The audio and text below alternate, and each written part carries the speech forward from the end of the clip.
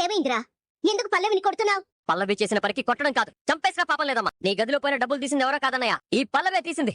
Lie detector test లో తను దొరికిపోతానన్న భయంతో తీసిన డబ్బుల్ని మళ్ళీ నీ గదిలో పెట్టేసిందన్నయ్య. పల్లవి డబ్బుల్ని నీ బీరువాలో పెట్టడం నమ్మలేకపోతున్నాను. ఇంట్లో పోయిన 50 లక్షలు దొంగతనం చేసింది నువ్వా? వాళ్ళు చేసే టెస్ట్ లో దొరికిపోతానన్న భయంతో తీసిన డబ్బులు తిరిగి అక్కడ పెడుతూ అడ్డంగా దొరికిపోయింది.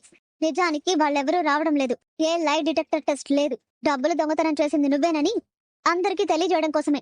ఆ డబ్బు తీసింది నువ్వేనని నాకు తెలుసు, కానీ నేను మాటలతో చెప్తే ఎవరు నమ్మరు కాబట్టి నీ అంతటా నువ్వే దొరికేలా చేయడం కోసం నేను చెప్పింది నిజం అనుకుని గంప కింద కోడిపెట్టలాగా దొరికిపోయావు. నువ్వు మామూలుగా అడిగితే నిజం చెప్పావు కాబట్టి నువ్వే దొంగవని ప్రూవ్ చేయడానికి నీకేం పోయే కాలం వచ్చిందని ఇలాంటి పని చేశావు. మంచిదానివని ఇన్నాళ్ళు నమ్మించి వెనక నుంచి గోతలు తీస్తావా? మొదటి నుంచి నువ్వు పొగరబోతూ ఉన్న విషయం నాకు తెలుసు. జీవితాలతో ఆడుకునే ఇలాంటి నీచమైన పనులు చేస్తావని ఎప్పుడూ అనుకోలేదు. అసలు నీకేం తక్కువ చేసావని ఇలాంటి దౌర్భాగ్య పని చేశావు?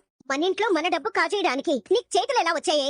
నువ్వు దొంగతనం చేసిందే కాకుండా ఆ డబ్బుని అవని వదినే నా భర్తకిచ్చిందని చెప్పి మావతిని మీద నిందలేస్తావా? దొంగతనాలు దోపిడీలు చేసే వాళ్ళకి నిందలు వేయడం ఓ పెద్ద లెక్క.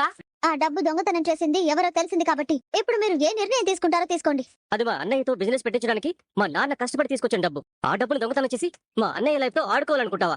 నీలాంటి వాళ్ళని ఏం చేసినా తప్పలేదు. ఆ డబ్బు పోయి 4 రోజులైంది. అందులో ఉన్న డబ్బు ఎవరికి ఇచ్చిందో ఎంత ఖర్చు పెట్టిందో తెలియదు. డబ్బు కరెక్ట్ గా ఉందో లేదో చూడండి.